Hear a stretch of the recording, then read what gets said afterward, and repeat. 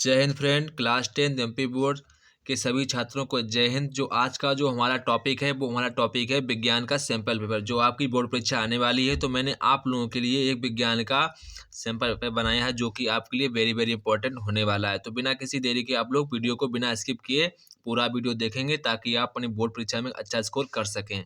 अगर आप हमारे चैनल पर नए हैं तो चैनल को कर दें सब्सक्राइब और लाइक करना तो बिल्कुल ना भूलें। जैसा कि आप लोगों को पता होगा कि हमारा जो क्वेश्चन पेपर है वो 75 मार्क्स का होता है और आपकी जो टाइमिंग होती है वो 3 घंटे की टाइमिंग होती है और आपके जो क्वेश्चन होते हैं वो 23 क्वेश्चन होते हैं। तो मैंने इसमें वही क्वेश्चन रखे हैं जो कि आपकी परीक्षा के लिए वेरी वेरी इंपॉर्टेंट होने वाले हैं। ऐसे मैंने क्वेश्चन को जो क्वेश्चन आपकी परीक्षा में लगातार रिपीट हुए हैं मैंने उन्हीं क्वेश्चन को रखा है। तो आप लोग बिना स्किप किए वीडियो को हम लोग स्टार्ट करते हैं। जैसे कि यहाँ पे आप लोगों को पहला जो क्वेश्चन मिलेंगे वो आप लोगों को मल्टीपल चॉइस क्वेश्चन देखने को मिलेंगे। तो यहाँ पर आप लोगों को 6 मल्टीपल चॉइस क्वेश्चन पहले देखने को मिलेंगे जो कि आपका प्रत्येक क्वेश्चन 1 मार्क्स का होता है। तो आपको 6 मार्क्स क्वेश्चन 6 मार्क्स का नंबर ये होगा। इसका यहाँ पे आपका पहला क्वेश्चन कह रहा है किसी रासायनिक अभिक्रिया में भाग लेने वाले पदार्थ कहलाते हैं। ऑप्शन ए उत्पाद, ऑप्शन बी अभिकारक, ऑप्शन सी हमारा यौगिक, ऑप्शन डी हमारा मिश्रण। तो यहाँ पर जो हमारा इसका सही जवाब हो जाएगा क्या हो जाएगा? अभिकारक। क्या हो जाएगा? अभिकारक। इसके बाद हमारा नेक्स्ट क्वेश्चन है क्वेश्चन नंबर यहाँ पर हमारा क्वेश्चन नंबर 2 कह रहा है Fe2O3 2Al arrow Al2O3 Al2O3 plus 2Fe उपरोक्त अभिक्रिया किस प्रकार की अभिक्रिया है? ऑप्शन ए संयोजन अभिक्रिया, ऑप्शन बी विस्थापन अभिक्रिया, ऑप्शन सी वियोजन अभिक्रिया, ऑप्शन डी विस्थापन अभिक्रिया। तो यहाँ पर जो हमारा इसका सही जवाब हो जाएगा वो हमारा सही जवाब हो जाएगा द्विविस्थापन अभिक्रिया, यानी कि हमारा ऑप्शन नंबर डी वाला सही है। इसके हमारा क्वेश्चन नंबर यहाँ पे 3 क्वेश्चन कह रहा है निम्नलिखित में से मास्टर ग्रंथि है। ऑप्शन ए एड्रिनल ग्रंथि, ऑप्शन बी पीयूष ग्रंथि, ऑप्शन सी यकृत ग्रंथि, ऑप्शन डी हमारी थायराइड ग्रंथि। तो आपको इस क्वेश्चन का आंसर मुझे कमेंट बॉक्स में बताना होगा। क्वेश्चन नंबर 3 का आपको आंसर कमेंट बॉक्स में बताना होगा। जो छात्र इसका आंसर जानते हैं वो कमेंट बॉक्स में जरूर बताएंगे। इसके हमारा नेक्स्ट क्वेश्चन है हमारा क्वेश्चन नंबर यहाँ पे 4 द्विविस्थापन अभिक्रिया में होता है। ऑप्शन ए हमारा हो जाएगा ऊष्मा का उत्सर्जन, ऑप्शन बी हमारा है ऑक्सीजन का जुड़ना, ऑप्शन सी हमारा है आयनों का आदान प्रदान, ऑप्शन डी हमारा है पदार्थ का टूटना। तो यहाँ पर हमारा इसका सही जवाब हो जाएगा आयनों का आदान प्रदान। क्या हो जाएगा? आयनों का आदान प्रदान होना, यानी कि ऑप्शन नंबर सी वाला हमारा इसका करेक्ट आंसर होगा। इसका हमारा नेक्स्ट क्वेश्चन हमारा क्वेश्चन नंबर 5 कह रहा है आयोडीन किस हार्मोन के संश्लेषण के लिए आवश्यक है? ऑप्शन ए हमारा है एड्रेनलिन, ऑप्शन बी हमारा थायरॉक्सिन, ऑप्शन सी हमारा ऑक्सीजन, ऑप्शन डी हमारा इंसुलिन। तो यहाँ पर हमारा इसका सही जवाब हो जाएगा थायरॉक्सिन। क्या हो जाएगा? थायरॉक्सिन इसका हमारा सही जवाब हो जाएगा। क्या हो जाएगा हमारा यहाँ पे इसका सही जवाब? थायरॉक्सिन।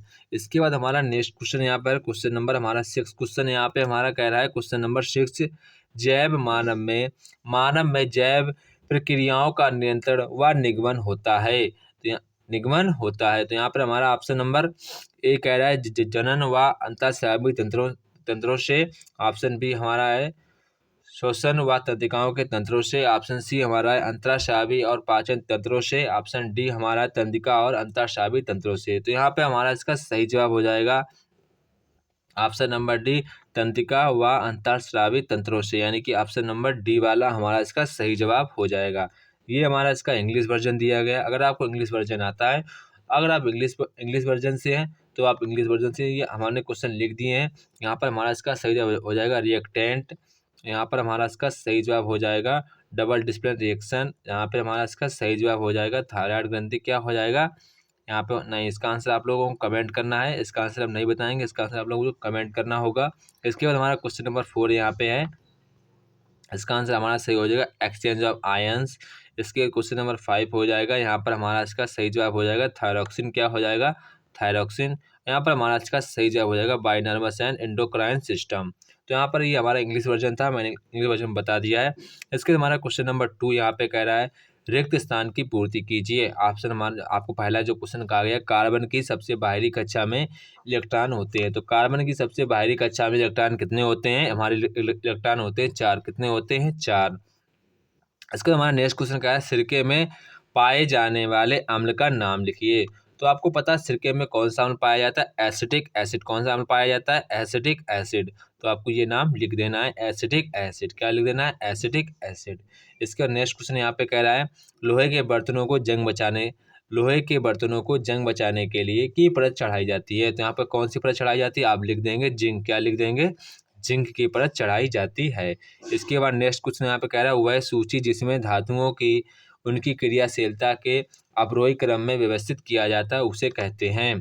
तो उस श्रेणी का क्या नाम होता है? सक्रियता श्रेणी। क्या नाम होता है? सक्रियता श्रेणी। उस श्रेणी का क्या नाम होता है? सक्रियता श्रेणी। क्या नाम होता है? सक्रियता श्रेणी। इसके बाद नेक्स्ट क्वेश्चन यहाँ पे है, सोडियम हाइड्रोजन कार्बन का सामान्य नाम है। तो सोडियम हाइड्रोजन कार्बोनेट का सामान्य नाम क्या हो जाएगा? Baking soda. क्या नाम हो जाएगा? बेकिंग। क्या हो जाएगा नाम? Baking soda. इसका सामान्य नाम क्या होता है?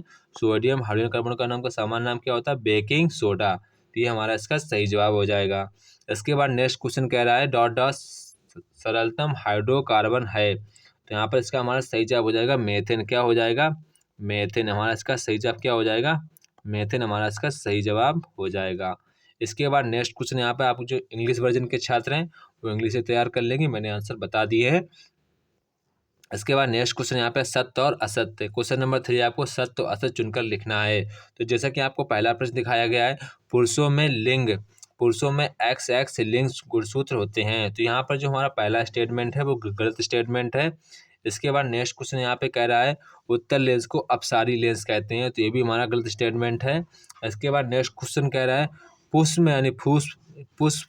पुष्प का नर जनन अंग पुंकेश्वर होता है। ये हमारा बिल्कुल सही स्टेटमेंट है, यानी कि जो हमारा पहला वाला गलत है, दूसरा वाला हमारा गलत है, तीसरा वाला हमारा बिल्कुल सही है। इसके बाद नेक्स्ट क्वेश्चन कह रहा है, मनुष्य के शरीर में शुक्राणु का निर्माण वृषण में होता है। तो ये हमारा बिल्कुल गलत जवाब है। कहाँ पे होता है? अंडाशय में होता है। तो ये हमारा कैसा स्टेटमेंट है? गलत स्टेटमेंट है। इसके बाद नेक्स्ट क्वेश्चन यहाँ पे क्वेश्चन नंबर 5 कह रहा है, जो गुण एक पीढ़ी से दूसरी पीढ़ी में संचारित नहीं होते हैं उन्हें आनुवंशिक गुण कहते हैं। यहाँ पे कह रहा है संचारित नहीं होते हैं, तो ये पे हमारा गलत स्टेटमेंट है। ये कैसा स्टेटमेंट है? गलत स्टेटमेंट है। इसके बाद क्वेश्चन नंबर 6 कह रहा है, प्रकाश का किसी सतह से टकराकर उसी माध्यम में लौटना अपवर्तन कहलाता है। तो बिल्कुल गलत स्टेटमेंट क्या कहलाता है? परावर्तन कहलाता है। तो ये हमारा इसका सही जवाब हो जाएगा, तभी हमारा स्टेटमेंट 6 वाला गलत है। इसके बाद यहाँ पे क्वेश्चन नंबर 3 है, तो यहाँ पे आपका इंग्लिश वर्जन में दिया गया। जो छात्र हमारे इंग्लिश वर्जन से हैं वो आपको इंग्लिश से तैयार कर सकते हैं।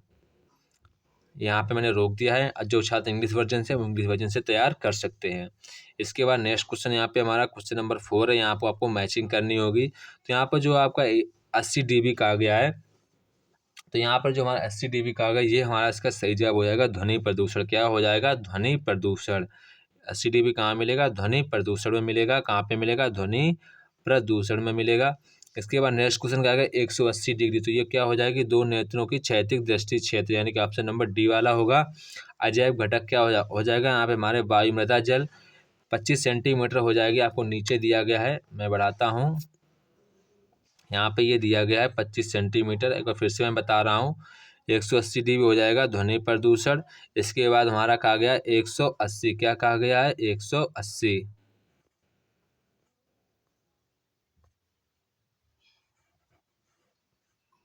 यहाँ पे आपसे क्या कहा गया? 100।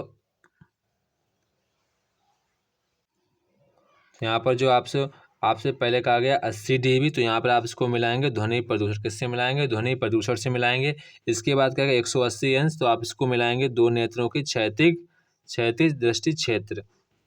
इसके बाद अजैव घटक है, तो आपको यहाँ पे मिलाना होगा वायु मृदा जल। इसके बाद 25 सेंटीमीटर आप मिलाएंगे नेत्र की सुस्पष्ट दृष्टि, तो आपको यहाँ मिलाना होगा।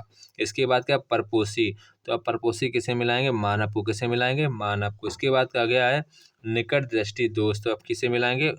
अवतल लेंस। किसे मिलाएंगे? अवतल लेंस। तो आप किसे मिलाएंगे? अवतल लेंस। तो ये हमारे सभी मैचिंग हो गई, ये हमारी पूरी मैचिंग हो गई। इसके बाद नेक्स्ट क्वेश्चन यहाँ पे जो इंग्लिश वर्जन से छात्र हैं वो इंग्लिश से तैयार कर सकते हैं। मैंने यहाँ पर रोक दिया है, जो छात्र इंग्लिश से हैं वो इंग्लिश से तैयारी कर सकते हैं। इसके हमारा क्वेश्चन नंबर यहाँ पे 5 क्वेश्चन है।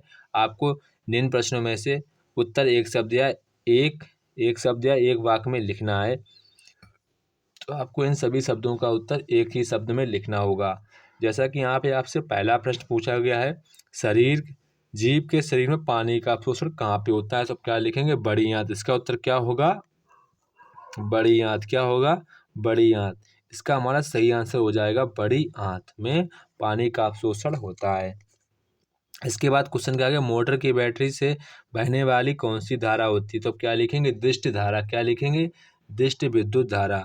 तो क्या लिखेंगे, विद्युत दिष्ट विद्युत धारा। क्या लिखेंगे, दिष्ट विद्युत धारा आपको यहाँ पे लिखना होगा। इसके बाद नेक्स्ट क्वेश्चन नंबर हमारा 3 क्वेश्चन कह रहा है, क्वेश्चन नंबर 3 कह रहा है विद्युत शक्ति का मात्रक लिखना है। तो आपको विद्युत शक्ति का मात्रक पता होगा, तो हमारा मात्रक क्या होता है, वॉट। क्या होता है, वॉट हमारा विद्युत शक्ति का मात्रक होता है। इसके बाद नेक्स्ट क्वेश्चन हमारा कह रहा है यकृत से निकलने वाला रस का नाम लिखिए। जो आपका यकृत से रस निकलता है उसको आपको नाम लिखना होगा, और तुम्हारा उसका नाम होता है पित्तरस। क्या नाम होता है, पित्तरस हमारा उसका नाम होता है। तो ये हमारा इसका आंसर हो जाएगा। इसके बाद क्वेश्चन नंबर यहाँ पे कह रहा है कुछ 5, मनुष्य के शरीर में संवहन का माध्यम लिखिए। तो मनुष्य में संवहन का संवहन का माध्यम क्या होता है, रक्त वाहिनियाँ। क्या होती हैं, रक्त वाहिनियाँ। तो इसका आंसर क्या होगा, रक्त वाहिनियाँ। हमारा क्या आंसर होगा, रक्त वाहिनियाँ। इसके बाद नेक्स्ट क्वेश्चन यहाँ पे क्वेश्चन नंबर 6, चुंबकीय क्षेत्र की उपस्थिति का पता लगाने वाली युक्ति का नाम लिखिए। तो युक्ति का नाम क्या है, कंपास सुई। क्या नाम है, कंपास सुई। उसका हमारा क्या नाम है, कंपास सुई हमारा उसका नाम हो जाएगा। इसके बाद हमारा नेक्स्ट जो क्वेश्चन है, क्वेश्चन नंबर यहाँ पे 5 हो गया है। तो यहाँ पे जो छात्र हमारे इंग्लिश वर्जन से वो इंग्लिश से पढ़ सकते हैं, तो मैं यहाँ पे रोक दे रहा हूँ। जो छात्र हमारे इंग्लिश वर्जन से वो पढ़ लेंगे आराम से, तो मैंने यहाँ रोक दिया है। फिर हमारा क्वेश्चन नंबर 6 यहाँ पे कह रहा है प्रबल अम्ल को 2 उदाहरण सहित परिभाषित कीजिए। तो प्रबल अम्ल के आपको 2 नाम लिखने होंगे। सबसे पहले हमारा तो सबसे आवश्यक हो जाएगा, प्रबल अम्ल कौन हो जाएगा, H2SO4। एक हमारा H2SO4 हो जाएगा, एक हमारा हो जाएगा HCl। ये हमारे 2 प्रबल अम्ल हो जाएंगे। तो आपको इनके 2 उदाहरण हो गए। तो फिर इसके बाद नेक्स्ट क्वेश्चन यहाँ पे कह रहा है, कुछ अगर ये नहीं आता तो आप ये वाला भी कर सकते हैं। यहाँ पे कह रहा है प्रबल क्षार के नाम लिखने हैं। तो सबसे पहले आप प्रबल क्षारकों के नाम लिख देंगे। यहाँ पे आपको प्रबल क्षार लिख देना है, CCOH, आपको ये लिख देना है। इसके बाद आप कोई भी प्रबल का क्षार नाम लिख सकते हैं। इसके बाद नेक्स्ट क्वेश्चन आपसे कह रहा है, क्वेश्चन नंबर 7 कह रहा है अम्ल का जलीय विद्युत चलन क्यों होता है, कारण लिखिए। क्योंकि जो अम्ल का विद्युत चलन होता है उसमें एचायन पाया जाता है, इसलिए उसमें विद्युत चलन हो जाता है। तो आपको यही उत्तर लिख देना होगा। इंग्लिश भी पढ़ दे रहे हैं, write the reason why aqueous solution of acid is conduct electricity. तो यहाँ पे जो एचायन इन द वाटर एचायन, जो वाटर में एचायन होते हैं, इसी कारण यहाँ पे हमारी जो कंडक्ट इलेक्ट्रिसिटी प्रोड्यूस हो जाती है। तो ये हमारा इसका आंसर हो जाएगा। इसके बाद नेक्स्ट क्वेश्चन यहाँ पे कह रहा है अगर आपको ये नहीं आता तो आप ये भी कर सकते हैं, मानव मुख का पीएच मान कितना होता है, पीएच मान के कारण दंत का क्षय कब होने लगता है। तो ये आपका आंसर अगर ऊपर वाला तो ऊपर वाला कर सकते हैं, नीचे वाला था तो आप नीचे वाला भी कर सकते हैं, जो कि आपको 2 मार्क्स का क्वेश्चन है। इसके बाद क्वेश्चन नंबर 8 कह रहा है, यहाँ पर क्वेश्चन नंबर 8 कह रहा है कि हाइड्रोकार्बन को उदाहरण से परिभाषित कीजिए। इसके बाद और वाला कर define the hydrocarbon with example. अगर आपको ये क्वेश्चन नहीं आता तो आप नीचे वाला भी कर सकते हैं। यहाँ पर नीचे कह रहा है विषम परमाणु को उदाहरण सहित समझाइए। डिफाइन और एटम विथ एग्जाम्पल। जो आपको इनमें से जो आता होगा वो आप अच्छे तरीके से कर लेना, क्योंकि यहाँ पे हम आपका 2 नंबर का क्वेश्चन है, तो आप लोग एक ही लाइन में लिखने का प्रयास करेंगे। इसके बाद हमारा क्वेश्चन नंबर 9 यहाँ पे कह रहा है निम्नलिखित के संरचना सूत्र लिखिए। तो आपको यहाँ पे संरचना सूत्र लिखना होगा। पहला आपका आ गया मेथेन का आ गया, फिर पेंटेन का आ गया है। तो आपको जिसका संरचना सूत्र आता है, दोनों आपको वैसे दोनों बनाने होंगे, मेथेन और पेंटेन का। मेथेन का तो बना लेंगे CH4, यानी कि H लगाएंगे, C। तो आपको ये मेथेन का हो जाएगा। ऐसे ही आप पेंटेन का भी बना सकते हैं। आप पेंटेन का पहले सूत्र लिखेंगे, फिर उसको आप बॉन्ड से जोड़ेंगे। अगर आपको ये नहीं आता है तो आप ये भी कर सकते हैं, एथेन की इलेक्ट्रॉन बिंदु संरचना बनाइए। तो आपको इन दो में से कोई आता है उसे आप कर सकते हैं। इसके बाद नेक्स्ट क्वेश्चन हमारा क्वेश्चन नंबर 10 यहाँ पे कह रहा है, क्वेश्चन नंबर 10 कह रहा है हरे पौधों में होने वाली प्रकाश संश्लेषण की क्रिया केवल संतुलित समीकरण में लिखना है। तो आपको जो केवल आपको यहाँ पर रिएक्शन लिखनी होगी। Right only balanced chemical equation for the process of photosynthesis in the green plants. अगर आपको ये नहीं आता तो आप नीचे वाला भी कर सकते हैं। यहाँ पे कह रहा है मनुष्य की लार में कौन सा एंजाइम होता है, उसका नाम व कार्य लिखना है। Write the name of function of enzyme in the presence human saliva. तो आपको इनमें से जो प्रश्न आता है उसको आप आंसर लिख सकते हैं।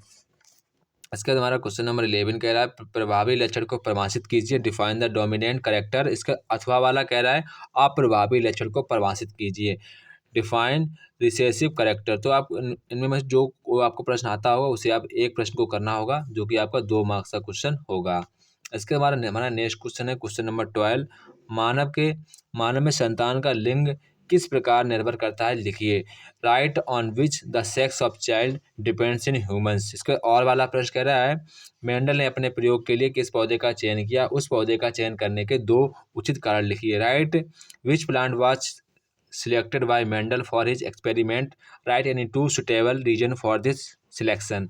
तो आपको इनमें से कोई 2 प्रश्न करने होंगे, जो आपको अच्छा लगे, जिस पर आप अच्छे विद कॉन्फिडेंस लिख सकें, आप वही वाला आंसर चूज करने को करेंगे, ठीक है। इसके बाद नेक्स्ट क्वेश्चन यहाँ पे क्वेश्चन नंबर 13 कह रहा है वायु में प्रकाश की चाल लिखिए। तो आपको वायु में प्रकाश की चाल लिखना, right the speed of light in air. इसके बाद आपको ये नहीं आता तो आप ये भी लिख सकते हैं, आपको ये नहीं आता तो आप ये वाला भी लिख सकते हैं। और वाला कह रहा है डायोप्टर को परिभाषित कीजिए, डिफाइन डायोप्टर्स। तो आपको इनमें से कोई एक प्रश्न करना होगा, तो आप जो आपको अच्छा लगे वो आप कर सकते हैं। इसके बाद नेक्स्ट क्वेश्चन यहाँ पे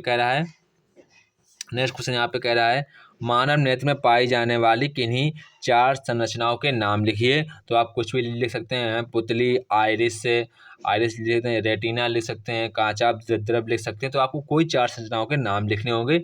इसके बाद कह रहा है मानव नेत्र में पाए जाने वाले किन्हीं 4 नेत्र दोषों के नाम लिखना है। तो दूरदृष्टि दोष, निकट दृष्टि दोष, यहाँ पे जो आंखों में मड़ा हो जाता है उसके दोष का नाम आप लोग कमेंट बॉक्स में जरूर बताएंगे। आप 4 दोषों के नाम मुझे कमेंट बॉक्स में बताएंगे, ठीक है। Write the name of any 4 defect found in human eyes. तो आपको 4 कोई डिसीज के नाम बताने होंगे जो आपके नेत्र में पाए जाते हैं। आबिंदुकता हो जाएगा एक, तो ये मैंने बता दिया, 3 हो गए। आप लोग एक, पहला हो जाएगा निकट दृष्टि दोष, दूसरा हो जाएगा हमारा दूरदृष्टि दोष, तीसरा हमारा हो जाएगा आबिंदुकता हो जाएगा, ठीक है। और चौथा हमारा हो जाएगा कलर ब्लाइंडनेस, जो हमारा कलर का रंग भेद नहीं कर पाता, दूसरा हमारा हो जाएगा कलर ब्लाइंडनेस। तो ये हमारे चारों हो गए। अगर आपको और कोई आता है तो आप कमेंट बॉक्स में जरूर बताएंगे। इसके बाद नेक्स्ट क्वेश्चन हमारा क्वेश्चन नंबर 5 यहाँ पे कह रहा है निम्नलिखित विद्युत अवयवों के प्रतीक लिखिए, बैटरी व सेलों का संयोजन। इसके बाद प्रतिरोध। तो आपको इनके साइन बनाने होंगे, क्या बनाने होंगे साइन। बैटरी का हमारा साइन ये होता है, और विद्युत संयोजन का, सेलों का साइन ऐसे ऐसे होता है। तो आप इनको ऐसे ऐसे बता देंगे। इसके बाद यहाँ पे कह रहा है प्रतिरोध का, तो प्रतिरोध का साइन हम लोग ऐसे बनाते हैं, तो आप ऐसे इसको डिफाइन कर सकते हैं। यहाँ पे कह रहा है draw the symbol of following electric components a combination of batteries और सेल्स। बी कह रहा है रजिस्टेंस। तो आप इनमें से जो कोई आता है उसको आप कर सकते हैं। इसके बाद यहाँ पे अथवा वाला करा, अगर ऊपर वाला नहीं आता तो नीचे वाला कर सकते हैं। प्रतिरोधों को श्रेणी क्रम संयोजन लिखिए, तुल्य प्रतिरोध का सूत्र लिखिए, विद्युत परिपथ आरेख बनाना है। तो आपको विद्युत परिपथ आरेख बनाना होगा श्रेणी क्रम में। सबसे पहले आपको कुछ नहीं करना होगा, सबसे पहले आपको तार लेना है, वायर, यहाँ पे ऐसे ऐसे एक बैटरी जोड़ देनी है, फिर यहाँ पे ढेर सारे आपको प्रतिरोध जोड़ देने होंगे, कम से कम 3-4 ऐसे जोड़कर यहाँ पे R1 लिख देना है, यहाँ पर R1 R2 लिख देना है। इसके बाद आपको उसका सूत्र लिख देना है, ठीक है दोस्तों। सूत्र लिखेंगे आप, सूत्र ऐसे लिखेंगे, सूत्र आपको लिखना होगा R बराबर R1 plus R2 plus R3 dot dot करके आप ऐसे उसका आंसर लिख देंगे। इसके बाद यहाँ पे क्वेश्चन नंबर 16 कह रहा है जैव निम्नीकृत प्रदूषकों के नाम लिखिए, right the name of biodegradable pollutants. इसके बाद और वाला कह रहा है अजैव निम्नीकृत प्रदूषकों के नाम लिखिए, right the name of non biodegradable pollutant. तो आप इनमें से जो आपको आता होगा वो आप लिख सकते हैं। इसके बाद क्वेश्चन नंबर 17 कह रहा है, यहाँ पर क्वेश्चन नंबर 17 कह रहा है 3 चालक जिनमें प्रतिरोध 2 ओम, 20 ओम, 5 ओम, 4 ओम है, इनका संयुक्त प्रतिरोध ज्ञात कर लिखिए।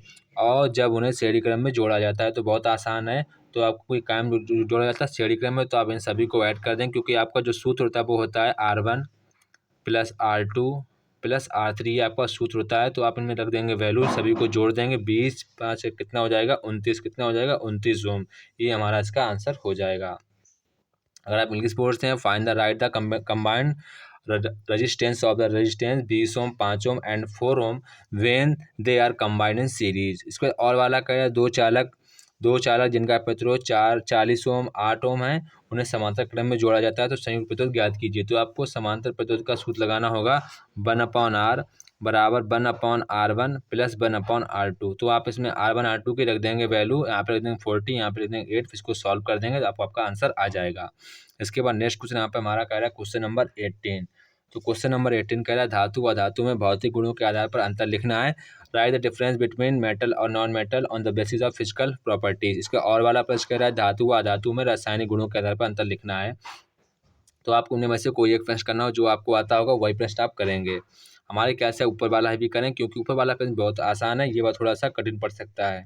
इसके बाद नेक्स्ट हमारा क्वेश्चन है, क्वेश्चन कह रहा है क्वेश्चन नंबर 19, निम्नलिखित पादप हार्मोन के कार्य लिखना। Oxygen, oxygen, gibberellin, cytokinin. Right the function of following plant. Oxygen, gibberellin, cytokinin. तो हम इनमें से जिस हार्मोन का आपको कार्य आता है वो आप लिख सकते हैं। अगर आपको ये नहीं आता तो नीचे वाला भी कर सकते हैं। यहाँ पे कह रहा है मनुष्य में निम्नलिखित अंतःस्रावी ग्रंथियों से स्रावित किए जाने हार्मोन्स के कार्य लिखना है। तो यहाँ पे जो आपसे पहला कह रहा है थायरॉक्सिन, इंसुलिन, एंड्रिलिन। तो आपको इनमें से जिन जिन जिन हार्मोन्स का कार्य आता है वो आप लिख सकते हैं। अगर ऊपर वाला आता है तो अगर आपको ऊपर वाला आता है तो ऊपर वाला लिख सकते हैं। अगर आपको नीचे वाला आ रहा है तो नीचे वाला भी कर सकते हैं, जो कि आपको 3 मार्क्स का दिलाएगा। इसके बाद हमारा नेक्स्ट क्वेश्चन है, क्वेश्चन नंबर यहाँ पे 20। हमारा क्वेश्चन कह रहा है 20 का आ कह रहा है प्रतिरोध को मात्रक सहित परिभाषित कीजिए। और दूसरा बा कह रहा है किसी अज्ञात प्रतिरोध में सिरों से 12 ओम की बैटरी को संयोजित करने पर परिपथ में 2.5 एम्पीयर विद्युत धारा प्रभावित होती है। प्रतिरोधक का प्रतिरोध परिकलित कीजिए। अगर आपको ये नहीं आता है तो आप नीचे वाला भी कर सकते हैं। यहाँ पे क्वेश्चन कह रहा है निम्नलिखित कार्य लिखिए। आ कह रहा है विद्युत लैंपों के तंतुओं के निर्माण में टंगस्टन का उपयोग क्यों किया जाता है। और विद्युत संचारण के लिए कॉपर तथा एल्युमिनियम के तारों का ही उपयोग क्यों किया जाता है। तो इसमें आपको जो अच्छा लगे आप वही प्रश्न करेंगे, क्योंकि ये क्वेश्चन आपको ये क्वेश्चन जो आपके हैं वो लगभग 4 मार्क्स से क्वेश्चन है। कितने मार्क्स का क्वेश्चन है? ये 3 मार्क्स का क्वेश्चन है। तो हमारे ख्याल से आपको इसको अच्छे तरीके से करना चाहिए।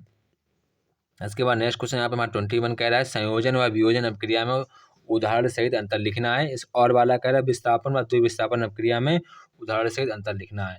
ये आपको 4 नंबर का क्वेश्चन है। तो इसमें में से आपको जो अच्छा लगे वो आप कर सकते हैं। हमारे ख्याल से आप लोग ऊपर वाला ही करें या तो फिर नीचे वाला भी कर सकते हैं। इसके बाद नेक्स्ट क्वेश्चन यहाँ पे हमारा करें 22 मानव पाचन तंत्र का स्वच्छ नामांकित चित्र बनाना होगा, अथवा रंध्र के खुलने व बंद होने की क्रिया विधि का स्वच्छ नामांकित चित्र बनाइए। ये भी आपका 4 नंबर का है। तो आपको अच्छा लगे वो आप बना सकते हैं। आप सभी की छात्रों की ड्राइंग अच्छी होगी, तो आप मुझे कमेंट बॉक्स में बताएंगे आप किस पर चित्र बनाना चाहेंगे। इसका हमारा क्वेश्चन नंबर 23 कह रहा है निशा के दांत में कई दिनों से दर्द हो रहा था। उसने अपने पिताजी से इस बारे में बताया कि उसे दंत चिकित्सक के पास ले जाए। उसने उसे एक विशेषज्ञ कुर्सी पर बिठाकर छोटे से विशेष उपकरण से देखा और बताया कि दंत में कुछ फंसा हुआ था, जिस कारण मसूड़े में संक्रमण हो गया था। दवाई लेने से कुछ दिनों में ठीक हो जाएगा। तो यहाँ पे पहला क्वेश्चन पूछा गया, दंत चिकित्सक ने जिस छोटे से विशेष उपकरण का उपयोग किया वह क्या था। तो आपको बताना होगा वो कौन सा लेंस था, ये पूछा गया है, कौन सा लेंस था। इसके बाद नेक्स्ट क्वेश्चन का उपकरण से संक्रमण होने का पता किस प्रकार लगा। तो आपको इसको बताना होगा। इसके बाद कह रहा है उपकरण में प्रयुक्त होने वाला विशेष वस्तु ने मानव जीवन को सुखद बनाने के लिए कैसे कैसे सहयोग दिया है। तो आपको इसका भी आंसर लिखना होगा। तो ये अगर आपको ये नहीं है तो नीचे वाला भी कर सकते हैं। यहाँ पे कह रहा है सुनीता स्कूटर पर बाजार जा रही थी। पिछले ही दिन उसके स्कूटर का पश्च दृष्टि टूट गया था, इसलिए वह बार बार गर्दन घुमाकर पीछे देख रही थी, वाहनों पर नजर रख रही थी। तो आपको पहला प्रश्न पूछा गया है रेखा के स्कूटर में लगा पश्च दर्पण कौन सा था। तो आपको बताना होगा कि जो रेखा का जो दर्पण कौन सा लगा होगा, अपतल दर्पण कौन सा लगा होगा, अपतल दर्पण लगा होगा, कौन सा लगा होगा, अपतल दर्पण लगा होगा। इसके बाद कह रहा है उससे कैसा प्रतिबिंब बनता था। सा वाला कह रहा है उसके लिए सिर की दर्पण बदलना क्यों आवश्यक था। उसके लिए सिर की दर्पण बदलना क्यों आवश्यक था। इसके बाद कह रहा है आप इंग्लिश में क्वेश्चन पूरा how was a rear mirror insulted with रेखा स्कूटर। बी कह रहा है what kind of image was found in it. C वाला कह रहा है why is necessary replace to viewer mirror scooter as visual. तो यहाँ पर आपका MP बोर्ड का क्लास 10 का सैम्पल पेपर था। अगर आपको अच्छी तैयारी करनी है तो आप सैम्पल पेपर को पूरा से पूरा जिन क्वेश्चन आंसर नहीं आ रहा वो अपनी कॉपी से तैयार करें, क्योंकि इसी तरह का सैम्पल पेपर आपकी बोर्ड परीक्षा में आएगा। तो आप इस सैम्पल पेपर को लाइक ज़रूर करें, शेयर भी करें और सबसे इम्पोर्टेंट बात है सब्सक्राइब करना तो ज़रूर करें। सब्सक्राइब तो अवश्य करें, क्योंकि आपको इसी चैनल पे एमपी बोर्ड के सभी सब्जेक्ट पर सैम्पल पेपर मिल जाएंगे। जय हिंद दोस्तों, फिर मिलते हैं अपने नेक्स्ट वीडियो में। तब तक कि आप सभी लोगों को जय हिंद।